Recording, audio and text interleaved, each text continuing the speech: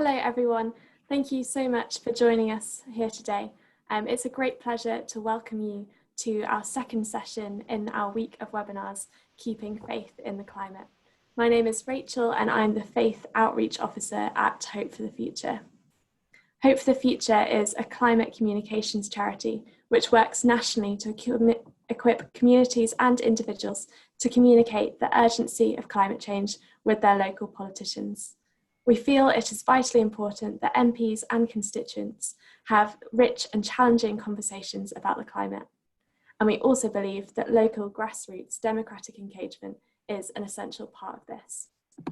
This is the last week in our webinar series, and we'd like to thank the European Climate Foundation for making this possible. This week we're focusing on the role of faith, and today we're considering the opportunities of faith-based conservation. Tomorrow we're hosting a discussion between the Abrahamic religions on the theology of the earth, and we're ending the series on Thursday by looking ahead at the role of faith communities during the build-up to COP26 and how we can encourage the integration of faith with the decision-making happening next November. Some housekeeping before we start. Firstly, we will be recording this webinar, so it will be available on demand for you to watch again and share. We'll be sending all our attendees a follow-up email at the end of the week, which will have Hope for the Future's latest resources and giving information about next steps. You can get involved today by posting your questions in the Q&A box at the bottom of your screen and upvoting those questions you'd most like answers to. Please keep following us on social media and use the hashtags HFTFwebinar, #CommonHome, or #KeepingFaithInTheClimate. And also on your dashboard will be a chat box. Please don't be shy, use this as a space to introduce yourself and to chat with other webinar attendees during this session. My colleague Helena will be monitoring this chat. And finally, at the end of this webinar, when this call closes, a feedback form will pop up in your browser. Please don't exit that, but take a moment to fill in those 5 questions. It's only short and it's a huge help in our evaluation. So that's it from the introduction, and we'll move on to our discussion today. So we'll have a round of introductions followed by some presentations from each of our panelists, and then we'll move from this into a Q&A before wrapping up at 5. With us today we have Shonal Bhagwat, an academic at the Open University. He is an environmental geographer with research interests across environment and development. His work has looked at some of today's global challenges, including climate change, biodiversity loss, food insecurity, and poverty. His research has highlighted the role of sacred forests in conservation of biological diversity outside protected areas. It's contributed to a greater understanding of how religious and spiritual traditions are at the forefront of tackling today's environmental and developmental challenges. We also have Tequila Changalpa, the founder and director of award-winning Loka Initiative, an environmental and climate outreach capacity building platform for faith and Indigenous leaders at the University of Wisconsin. Tequila created and led a proof of concept faith-based conservation program at WWF US from 2009 to 2014, and has worked with faith leaders in the Amazon, East Africa, Himalayas, Mekong, and the US for over 12 years. And finally, we have Simon Marsh, MBE, Head of Nature Protection at the Royal Society for the Protection of Birds, RSPB. Simon is a chartered town planner and leads a team of legal, casework and policy experts conserving nature in the UK. He's also a lay preacher and member of St Neots Evangelical Church in Cambridgeshire. In 2012, his sabbatical project for the RSPB investigated the role of faith communities in saving nature. Welcome to each of you, and thank you for being a part of our webinar series. Today we're talking about conservation. The conservation sector is predominantly secular, and faith, the sacred, is left out. We'll touch a bit on why this is and talk about the opportunities that might be created by integrating the two. As a springboard into this discussion, each of our speakers is going to share how they started working in this area and answer the question, in a sentence, what is the opportunity for faith-based conservation? Shonal, we'll start with you. Thank you, Rachel. So while growing up at the foothills of the Western Ghats Mountains in India, I developed an interest in tropical forests, which were literally just stone's throw away from where I lived. And as a teenager, I carried out a lot of fieldwork in this region, came across sacred forest groves, and many of these groves were right in the middle of very densely populated agricultural land. And they almost serves as islands of biodiversity surrounded by quite a human-dominated world. Some of these groves are a fraction of a hectare, others are several tens of hectares, so they vary hugely in size. But as unique islands of biodiversity, what springs immediately is their important role that they play in biodiversity conservation and the cultural, spiritual, and religious traditions that are behind this conservation. So faith-based traditions have much to offer to nature conservation. Thank you, Shonal. And Tequila? I think it's all about scale for me. I started working for the World Wildlife Fund, WWF, in the Himalayas in 2000, and I worked on community-based conservation. And the projects were incredible and very rewarding, and to this day have really provided a lot of wealth of knowledge for me. But I remember having this anxiety around the scale, where it just felt like if we were working on tiger conservation, that working in these remote areas in specific villages just wasn't large enough or fast enough. And so I began working for the Mekong region in Southeast Asia, which is, the Mekong is a river basin. And so when I first began working with them, I thought, aha, this is the scale. You know, it's large enough that when we work at this level, the impact also is going to be much larger. And I ended up having exactly the same trajectory of hope, excitement, and then fear, and then anxiety all over again. And so in 2008, I just had this happenstance meeting with His Holiness the Karmapa, who's the head of the Karma Kagyu lineage of Tibetan Buddhism, which is my family's lineage. And he asked me to create environmental guidelines for monasteries and nunneries. I like to joke that I thought it was a great investment in my karma bank. You know, I thought this makes me a good Buddhist. I'm going to take 2 weeks off, and that's all I'm going to do as a person in my personal time. But actually what I experienced and saw was something I'd never seen before. And by then I'd worked with almost 10 governments, several corporations, lots and lots of NGOs. And I had yet to see a privileged set of stakeholders that saw environmental challenges and decided to do something about it with their own money and with their own time, requiring zero motivation, zero investment, zero incentives from the NGO that was in front of them. You know, they absorbed it as part of their faith-based ethos and their values, and then turned it into faith-based action. And that was, I guess that just changed my life, and I ended up working with faith leaders ever since. Thank you, Tequila. And finally, Simon. Thank you, Rachel. So hello, everyone. So I've been passionate about nature really since I was a child, but then my career took me into town planning in local government for many years. And my first concern was really about the human environment.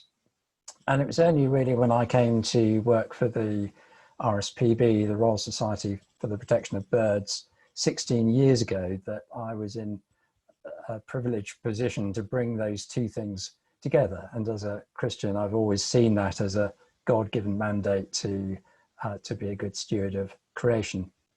And I think there are huge opportunities for faith-based conservation, because the nature conservation problem isn't really a scientific one. It's really a matter of human behavior. So faith communities need to be part of the solution, both globally and in the UK. And in fact, I'd say it wasn't just an opportunity, it's an absolute necessity for them to be involved. Thank you for those introductions. Some really good thoughts already about this intersection between faith and conservation. I'm aware that many of our audience today may not have that much of an understanding about conservation work, myself included. And with that in mind, we're going to hand over to each of our panelists in turn to give us some presentations that are only around 5 minutes in length about some of the work that they're involved with. As they present, please do feel free to add your questions into the Q&A function. And if you type your question with a particular panelist in mind, do put their name, and they might even respond during some of the other panelists' presentations. We're going to start with Tequila, who will talk about the work occurring globally, move to Shonil, who will add to an understanding of the areas of overlap and tension between religions and conservation. And finally, we'll move to Simon, who's going to present on the UK context. Dakila, please feel free to start sharing your screen.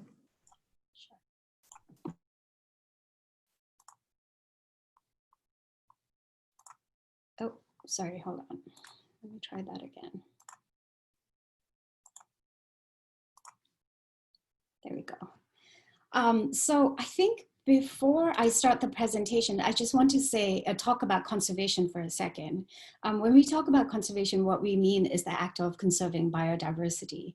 And that means not just species or one type of species or population, but the entire landscape. It means basically the ecosystem that holds them together. And so whenever you hear the three of us talking about it, that's probably a good place to start. So as I mentioned, I started working with religious leaders in 2008. His Holiness the Karmapa asked me to create these environmental guidelines. And when we went through the process of creating them, what happened was something I hadn't expected, which is that the monks and the nuns that were involved were so hungry for science. They actually wanted answers for what they saw happening outside of their window. They wanted to know, for example, why monsoon patterns had changed, why leopards that they used to be able to see in the landscape around their monastery no longer were there. And so unexpectedly, what emerged from this was a movement which was led by monasteries and nunneries all across the Himalayas. So starting from Ladakh in the east all the way to Bhutan. And at this point, this organization now is called Khoryug, K-H-O-R-Y-U-G, which means Environment for Tibetan, in Tibetan. And we have over 50 monasteries and nunneries that are carrying out really good, measurable conservation and climate work. So I have a few photos to show you. They do reforestation of native plants in nearby forests. They do cleanups. This is after a flood in Nepal. This is Bagmati River. They do wildlife protection messaging. So they incorporate it into their rituals and their prayers and events. And interestingly, when it came to climate change, what they decided to focus on was actually disasters. And they decided that as an association, a faith-based association, their first responsibility was to their community. So we have now been doing community emergency response training, which is called CERT, with these monks and nuns for the last 5 years. And we have hundreds of monks and nuns that are first responders at this point and first aid givers that can, take their robe and turn it into a stretcher in 2 minutes and things like that. But it was interesting to me where the process took them when we said, these are the environmental problems, how they absorbed it, and then how they translated it into faith-based action. So because of this work that emerged while I was still working in the Mekong, I was the WWF US director for the Mekong at that time. I went back to WWF to report what I was seeing, which was this unprecedented movement, and WWF asked me to create a program called Sacred Earth. The arguments I had to use were very different from faith-based arguments. So the arguments I had to use really was that the conservation community at large had this big blind spot when it came to faith and when it came to religion, and that we were actually ignoring the largest stakeholder group that existed. So 85% of people follow a faith. They own, collectively, they own 8% of habitable land. They run or are involved in over 50% of schools worldwide. They're the third largest category of financial investors. The Catholic Church is the third wealthiest property owner in the world. And when you put it like that, I think there is a light bulb that goes off for conservation leaders, which is this recognition that, yes, it's true. Because we have the schism between religion and science, especially, well, I would say particularly in the West, there has been this tendency to ignore faith-based institutions and faith leaders. And so WWF allowed me to create this program called Sacred Earth, which was really successful. It was a proof of concept program. And I worked in East Africa, the Amazon, and the Mekong. So I'm just going to show 3 pictures. This is actually came out of a partnership with ARC, the Alliance of Religions and Conservation in the UK.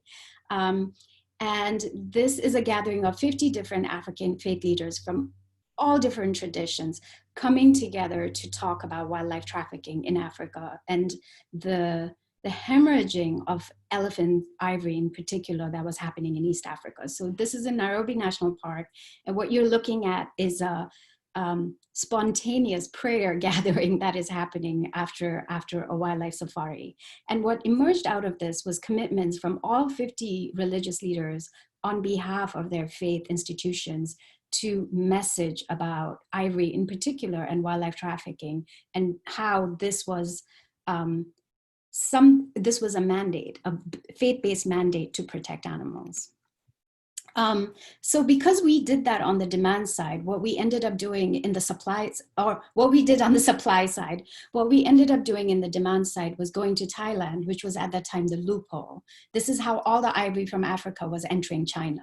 It would go to Thailand, get stamped as legal ivory, domestic ivory, and then get sent to China. And so we invited all these different faith leaders again in Thailand and asked them to do a huge ceremony where elephants were again elevated. And what emerged out of this was that the Thai government felt so much pressure that they agreed to close the domestic ivory market, are in the process of doing it politically in terms of policy. And the final slide I wanted to show you was we worked with the Catholic Church and World Youth Day. World Youth Day is the largest pilgrimage we have in the world. This is in Rio de Janeiro in 2013, and we had over 2 million young people there. And so we created 5 videos that were shown all across the beach at Copacabana, and to these 2.5 million kids, young people. And we centered the message around how the Amazon is a Catholic issue and the protection of indigenous lands in the Amazon is a Catholic issue. And so again, working with faiths has allowed us to, I think, reach people that actually couldn't care less what scientists have to think or what government politicians are telling them or policymakers are telling them. However, of course, there's a much deeper reason why. It is impossible for us to use the problem for a solution, right? So we have a tendency to ignore that a lot of the environmental and conservation problems we have is happening because of neoliberalism and because of the economic system. And we turn, as a community, we turn right back to neoliberalism, economic growth arguments, and to the economic system for solutions. But faith leaders have a very different way of looking at things. And I think their lens around morality and their lens around the purpose of human existence allows us to talk to people in a way that we haven't before. And so this is the reason why I created the LOCA initiative, which is based at UW-Madison. And it's a program for faith leaders and indigenous leaders to work on environmental sustainability and climate issues. The last thing I want to say is 80% of biodiversity exists in indigenous lands. That's, I think, 6% of the world population. And we have a tendency to ignore that. We have relied so much on secular solutions that we've ignored the real moral leaders in conservation. And for me, that very much, again, comes back to an environmental ethos and a faith-based lens of merging the sacred with the science. And I think this is what the power of faith-based conservation really is. Thank you. Thank you, Tequila. That was really excellent. Shonil, if you'd like to share your screen next. Yep, I certainly will.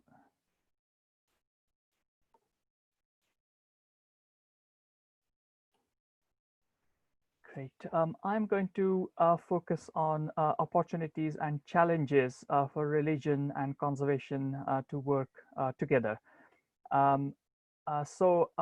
As I mentioned earlier, my entry point into this discussion was sacred sites, sacred groves in the Western Ghats of India.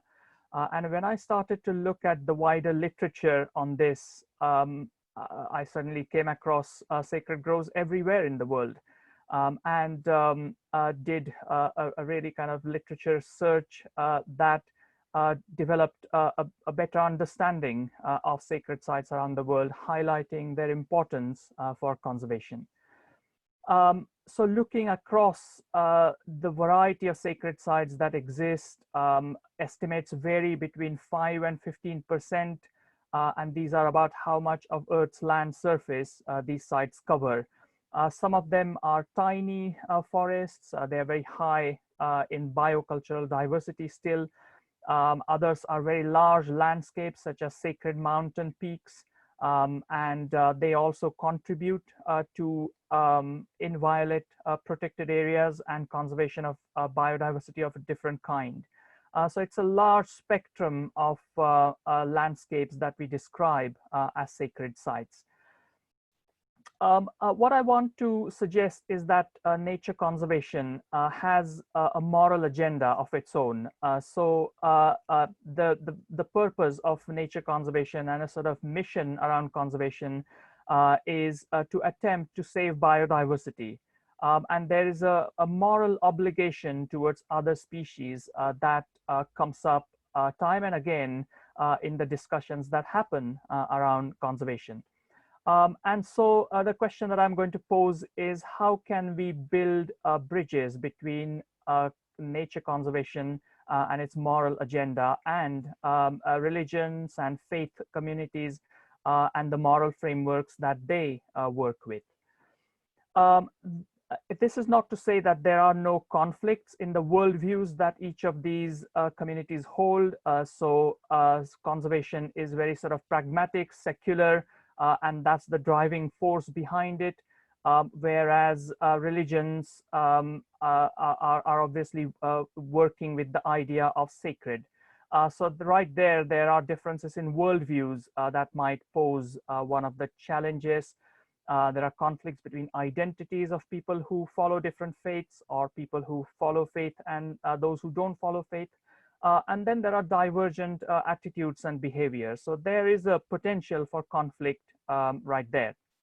So one example is religiosity and environmental responsibility in the sacred groves of India. In the Hindu religion, there is a lot of discussion of environmental responsibilities, and sacred groves are seen as a sort of flagship practice that uphold the cause for nature and cause for biological diversity.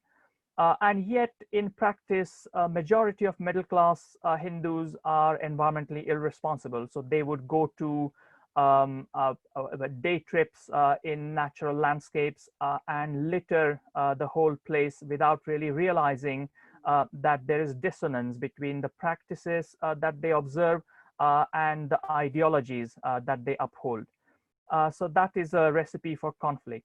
However, there's also common ground, and first is the moral compass. So conservation has its own moral compass, and faith groups have their own moral compass, and often there is intersection between two.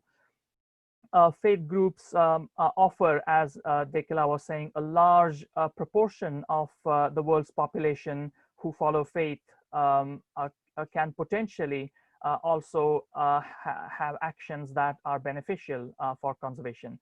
And this is something that conservation is desperate for, that mass support, that scaling up that movement of saving nature and saving Earth.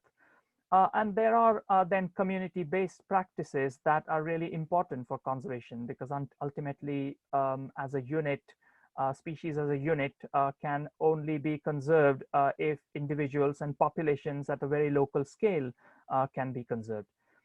So there are synergies between religion and conservation, as well as conflicts.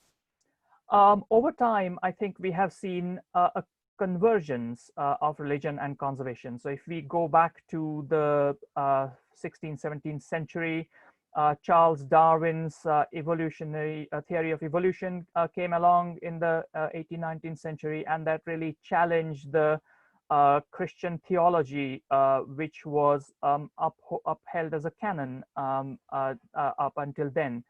And this is a Christian theology proposed by John Calvin, a Protestant priest. But over time, what we have seen is that there's a sort of shift in the relationship between religion and conservation. So on the one hand, religions talk about stewardship of nature, and the conservation community has started to talk about planetary stewardship, such as Stuart Chapin the third's work around this. And so increasingly there are synergies between Pope Francis's message of kind of saving species, and that being a responsibility of the church, and the kind of discussions that conservation community is having by thinking about the earth as a whole. So just to summarize, there are challenges, no doubt about it, in getting the sacred and the secular to work with each other, to dovetail each other, and these practices to have a shared influence on both ways of living. But then there are also opportunities such as shared moral agendas, mass support for environment, and community-based practices. So in summary, I think there is a lot to hope for. Both religion and conservation can build on the idea of stewardship, and also conflicts can be overcome to find common ground. So is this a match made in heaven? I think there's a yes for that as an answer. Thank you.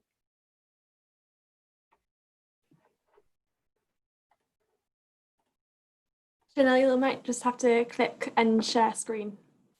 Yep. We'll come back. Thank you so much. I was just wondering, before we move on to Simon's presentation, whether both you and Tequila might want to address a little bit more about the mobilization of faith communities, especially, I guess, how do we take a faith community that might not be engaged or isn't interested or has conflicts, as have been mentioned in those presentations, to a position of being able to act in a way that is compatible with conservation? I guess I can answer that. So my experience, people always assume that I had a hard time working with faith leaders. You know, I've worked with different faith groups now all around the world, including evangelicals in the US and Muslim clerics and leaders in East Africa and Asia. And what's interesting is no one ever turned me down when I requested a meeting. The most common response I always got, especially when I was talking about wildlife crises and then the climate crisis, was, why didn't anyone tell us how severe the problem is? I think it has a lot to do with language. I think being respectful and understanding and speaking the right language really matters, like any other communication lesson, right? Like any other 101 of communications. But I think within that, once you have the language right, the part that you really want to focus on is what their religious mandate is. There isn't a religion that isn't active on disasters, for example. So there might be organizations that don't want to take on climate science and don't believe in climate science, or have taken a political position that climate science is not reliable. However, you'll find that they actually invest and fund a lot of disaster relief. So I think the second point for me would be finding that common ground, that issue that they have invested so much of themselves in, that if they understand how deeply that's threatened by environmental or climate issues, they feel morally, as Shonil mentioned, they feel morally obligated to act. And then my third point, which isn't quite a popular point I've noticed among other people who work with faiths, is that I tend to treat them like I would treat any other conservation stakeholder group, which means I don't assume that just because they've understood the problem and they recognize their moral obligation that they're just going to go out and solve it. So you have to provide exactly the same type of infrastructure, same kind of training, same kind of incentives, the same, you know, communications, whatever it is that we invest in as conservation groups or as climate groups, we have to provide exactly that same kind of scaffolding for them that we would for any other stakeholder group. And those are the projects that I've seen have ended up being the most successful. Thank you, that's a really insightful answer. Chanel, did you want to come in on this? Yeah, I absolutely agree. I think language is really important. How we talk to faith communities is important. one thing to add is the leadership. I think faith leaders are hugely influential in communities. And so if the approach is made in the right way and with full engagement of faith leaders, then I think there is a sort of better reception to ideas that conservationists pose to faith communities. Great, thank you very much. Simon, would you like to share your screen and present a little bit more about the UK context? Okay, thank you. Let me just find my screen. Now, I'm approaching this slightly differently in two respects. One is that I've only got 2 slides, no pictures, I'm afraid. Also that I'm focusing on the UK scene. But what I would like to do briefly is 3 things. Once I've worked out how to progress the slides, there we go. So I want to talk a little bit about the problems facing nature in the UK and how the lockdown has affected wildlife, because that's a question that a lot of people have been asking me. And then to think a bit about the role of faith communities in the UK specifically. So it's worth noting that, as I'm sure many people will realise, wildlife is in trouble around the world, but it's in the UK as well. It's not just about saving the Brazilian rainforest or rhinos in Africa or whatever. It's actually, for those of us in the UK, it's on our own doorstep. And just to give you one figure, 1 in 7 of species, wildlife species in Britain are at risk of extinction, according to the latest studies. And if you take a bird like the turtle dove, afraid I don't have a picture of that, but it was once a common farmland bird in the south and east of England. Over the last 50 years, the population has crashed by 93%. It's been a catastrophic decline. So if I ever see a turtle dove, that's a real red letter day for me. There have been successes for conservation in the UK, and I could spend time talking about that, but I think the general picture I want to paint is that it's actually quite a negative picture and a gloomy one in the UK. Now, we have been experiencing lockdown over the last few months, and a lot of people have commented that that seems to have had positive effects for wildlife. So there's been a lack of disturbance during the breeding season. Everyone's been hearing a lot more bird song, and people are really appreciating the wildlife on their doorstep. And we also know it's been very positive for air quality in cities. However, it has to be said that there are also downsides. So a lot of essential conservation work has just had to stop during this period. And sadly, there have been lots of reports of antisocial behaviour on nature reserves, whether it's illegal shooting of birds of prey or vandalism or fires or whatever. And we know that whatever the effects of lockdown are, they are likely to be temporary. And I fear it may be just back to business as usual once we emerge from lockdown. But if I use a medical analogy, if the coronavirus pandemic, it's a bit like an acute crisis laid on top of a chronic ecological and climate crisis, which we still need to cure when this is all over. Now, what about faith communities? So we've already heard a global perspective. And although the UK is relatively secular in world terms, faith communities are still a significant part of the population. So just over 50% of people would consider themselves Christians. It's not as many as that if you look at formal membership of Christian or other religious organizations. It's something like under 7 million people. It is largely Christian, but there is a significant Muslim majority, about 5% of the population, especially in major cities. And there may be an interesting question for discussion about how inner city communities particularly are disconnected from nature. But I'd like to suggest there are three ways in which faith communities and conservation bodies can work together. If you like, three questions which really need to be addressed. One is what I call the moral question. So I think secular nature conservation bodies do often have a difficulty in articulating the moral case for saving nature in a way that actually makes sense with people in faith communities. So there is a question about how we can do that better. Then there's a people question. So as I mentioned earlier, I think people are really at the heart of the conservation problem, and we can only succeed in reversing declines in nature, or indeed moving to a low carbon way of life, if we change people's behavior. So how can we do that? Working with the belief systems of people in faith communities to bring about positive attitudes to nature. And then the third question is the land question, and we've touched on this a little bit already. So how can we influence landowning institutions? And in the UK, that largely means the Church of England. How can we influence them to manage their resources, which could be buildings, land, or investments, in a way that's positive for nature? So just to give you a few figures, we heard already about the Catholic Church in the US, but the Church of England is responsible for about 16,000 buildings in the UK.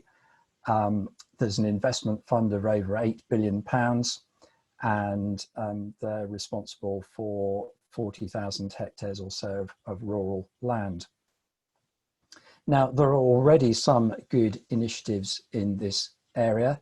I would commend the work of Arosha UK and indeed Arosha International as well, in all those areas, particularly its eco-church scheme, which gets churches involved in positive behaviours for nature. And there are now over 2,800 churches in the UK registered with that scheme. And on a rather smaller scale, the RSPB has also been involved with a number of projects with faith communities. So just to give one example that I'm aware of, something called Faith Action for Nature, which is a partnership with the Church of Scotland, the Scottish Episcopal Church, and Eco Congregation Scotland.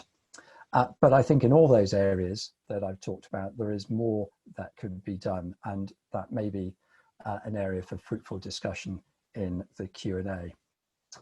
Thank you. Thank you very much, Simon. That's really helpful to set that back in a UK context. We're going to move into a Q&A now, and I've got it open, and I can see that we've already got a couple of questions to go to. So the first one we'll go to is, in terms of conservation, do you think there is a tension between conservation in the first instance and climate change overall? And the example that's been given is the impact of wind turbines on Indigenous bird species.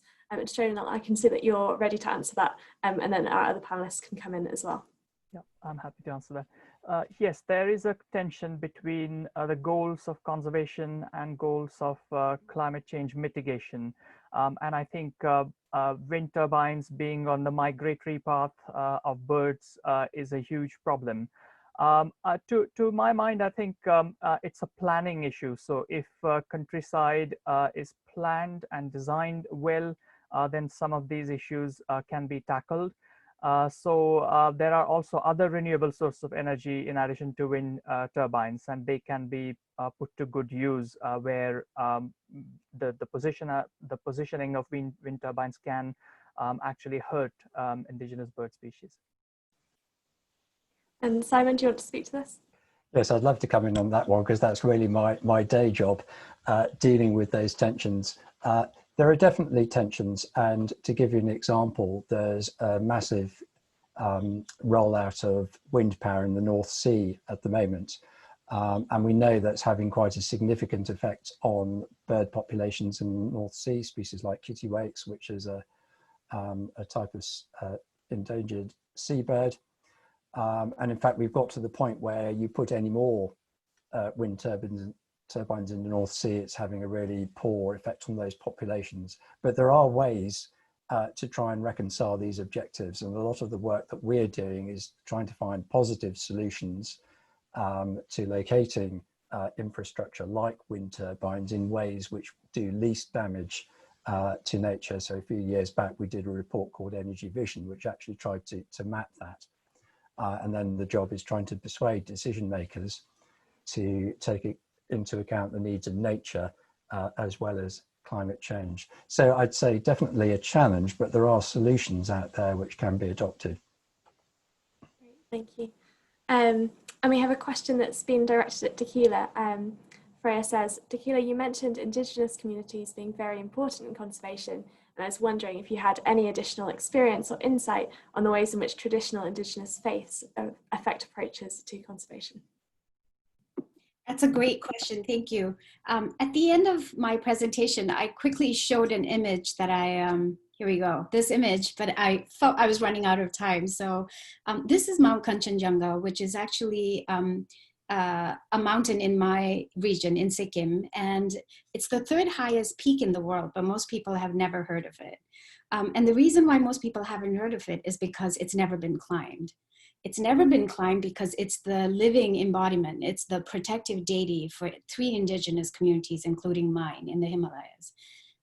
When we talk about why biodiversity is so intact in indigenous protected lands, it really comes down to the worldview. The spiritual ethos is around land-based value. And the land-based value that indigenous people have is that the land is alive. That it creates a kind of humility. You know, there's this understanding that everything we think belongs to us actually doesn't, including the oxygen we breathe comes from outside. So it allows indigenous people to think in terms of interdependence and kinship in a way that I think is lacking in modern society, and is something that we really, really need to integrate better so that we can live sustainably. We have a tendency to hand over sustainability issues especially to technology and to large-scale solutions and to governments to help design the right type of bridges without understanding that there actually needs to be a shift in our thinking and in our paradigms. Thank you. We also have another question that's briefly been answered already, which is, what would you like to see politicians do to reach out to faith-based organisations effectively and respectfully to ensure the protection of the natural habitat? I don't know who wants to come in on that.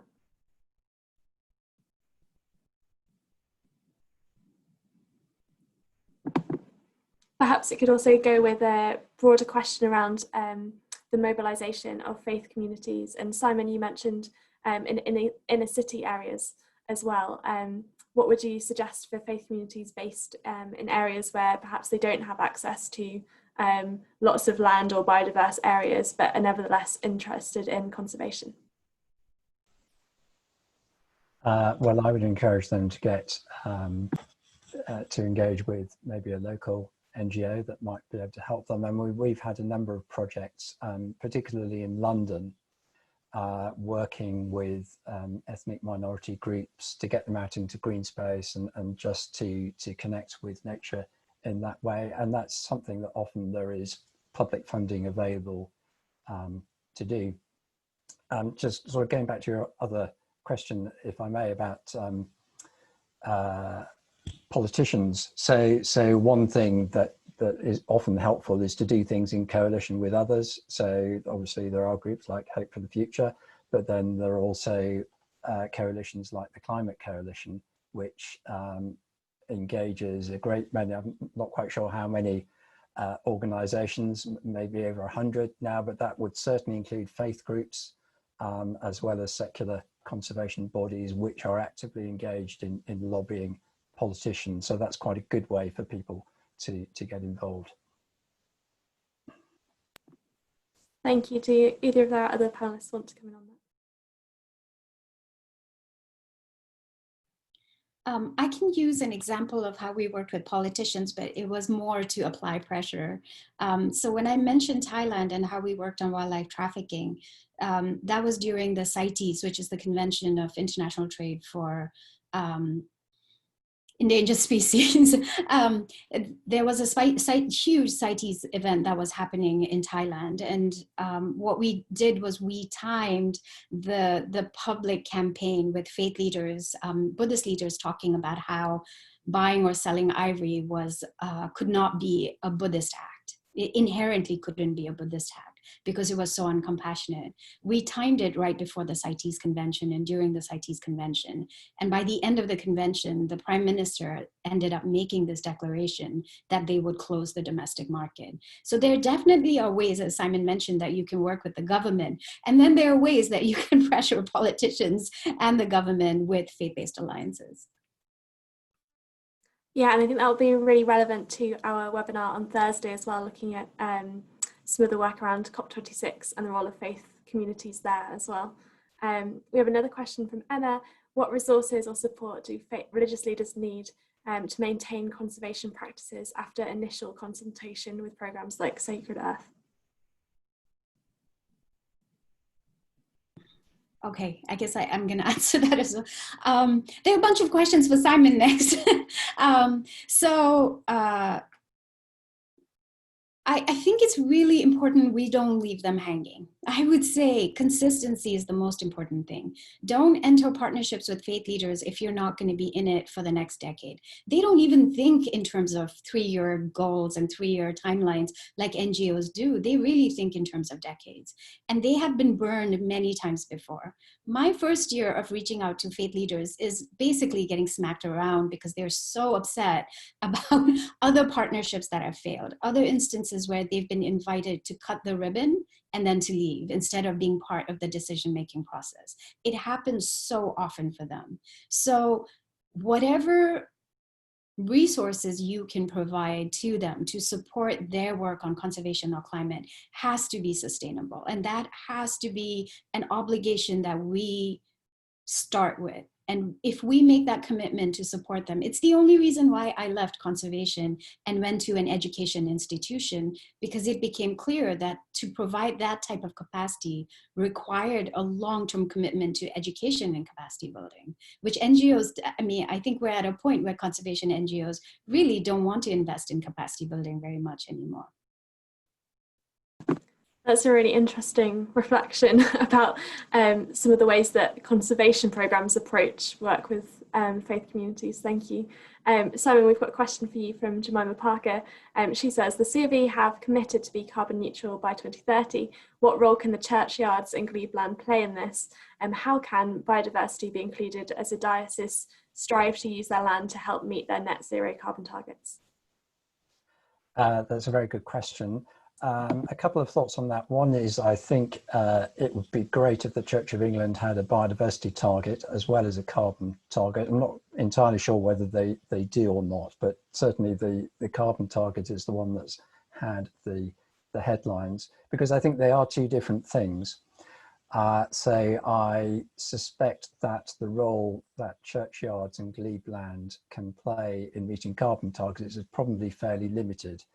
But they are more important for biodiversity. So you can do things with wildlife friendly churchyards and so on. What I think would be more interesting is what the church commissioners might do with all the agricultural land they hold, which I mentioned, that's the 40,000 hectares, because firstly, agriculture does have agricultural use has significant carbon impacts, but also that you can use land as a carbon source.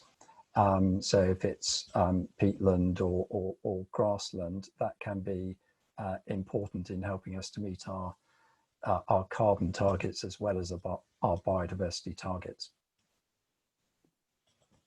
Thank you. Yeah, and I would just like to mention the Committee on Climate Change progress report has some really interesting things about low carbon land use, which I think would be applicable to that part of this discussion. I'm going to start drawing towards a close. So I'm going to invite each of our panelists to offer any final thoughts and reflections that they'd like to that we haven't had covered in the rest of our discussion. And then also ask them the question, kind of coming full circle on the question we asked at the beginning of this webinar about the opportunity for faith-based conservation, and ask them what they'd like to see in this area going forward. So I don't know who wants to start. Chanel, are you okay to start? Yeah, I'm happy to start. Just before, there's a very interesting question about working with interfaith groups.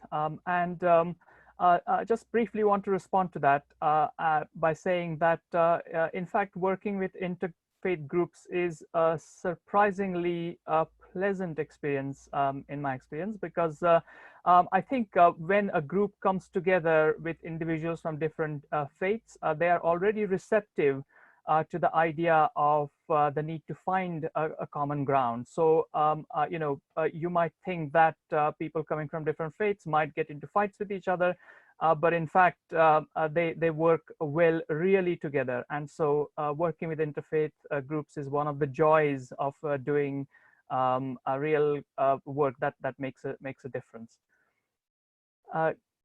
Great. And I want to conclude by saying that faith-based traditions are really a powerful social force, and they can be a powerful environmental force too.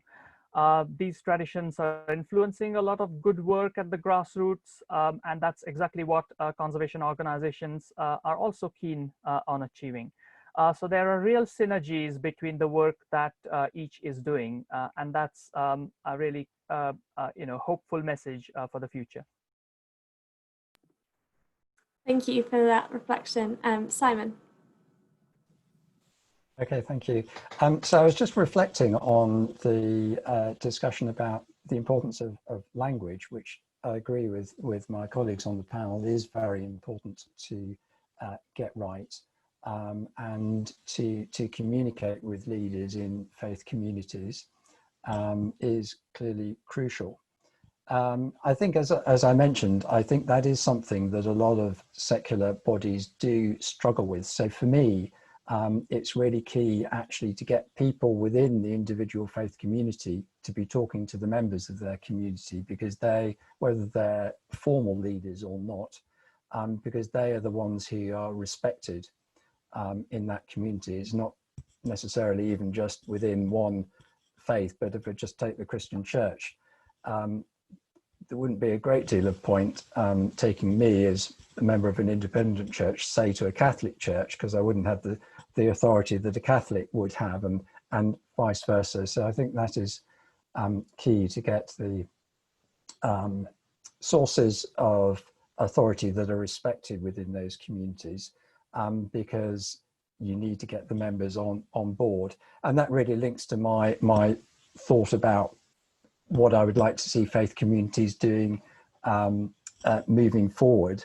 And that is really simply to teach their community why they should care for the planet, and to make sure that's put into practice, not just corporately, but individually as well. That would be my final thought. Thank you, Simon. And finally, Tequila. I think that was a great point. There was a recent study done in the US that looked at climate change and evangelicals. And what they found was that if the climate presentation was provided by a recognized evangelical leader, people's, the denialism actually dropped. And if it was provided by what they saw as a secular scientist, the denialism grew. And so I think that that's a really valid point, that it matters who messages and that we have the right messengers. I think for me, this idea of engaging everybody on the planet, right? It requires that conservation and climate movements find the right messengers. And that also requires a kind of humility to recognize that some of us might not be the right messengers. When we look at why we became environmentalists, there is almost always an aha moment that happened for us, often in very spiritual language. Even the most hard-nosed atheist would tell you they happened to be in a forest and they had this moment where they looked up and everything fell into place for them, right? I think we've done ourselves such a big disservice by pulling all the sacred out of the science and by relying so heavily on science and technology to solve environmental and climate issues. It really requires a kind of awakening in the conservation and the climate world as well, that we have handicapped ourselves so incredibly by doing that. And so we need to invite those people back into the fold. we need them to actually lead this movement among their people, because we clearly have failed at reaching the vast masses, I would say. And so having that humility, you know, taking that moment, having that mindfulness and building alliances. I mean, when Shonil said that interfaith alliances are really rewarding, it's so true, you know, because what you are recognizing is the common humanity in all of us. And that's so empowering, especially in times like what we are in right now. Thank you very much. I think it's really been interesting thinking about how this theme of connection between different areas, whether that's conservation with faith communities with the political sphere, how those all come together. And yesterday our discussion on spiritual practices looked at connections in a very different way, but it's really interesting to get another perspective and angle on that. And it links really well with what Hope for the Future does as well, in terms of building connections often across different political values. And I really thought there were just an amazing set of takeaways there about thinking about the messenger to different communities and how we mobilise both on conservation and climate. So thank you very much for each of your contributions and reflections today. We're drawing to the close now. Do join our discussion happening 4 p.m. tomorrow, which is about the Abrahamic religions and the theology of the earth. It'll be really interesting. Feel free to get in contact with Hope for the Future if you'd like to arrange a conversation about engaging a faith community that you're a part of in an event or meeting an MP. And finally, please do fill out our feedback form, which will appear as you exit the session. Thank you so much for attending today. See you again, hopefully tomorrow. Thank you.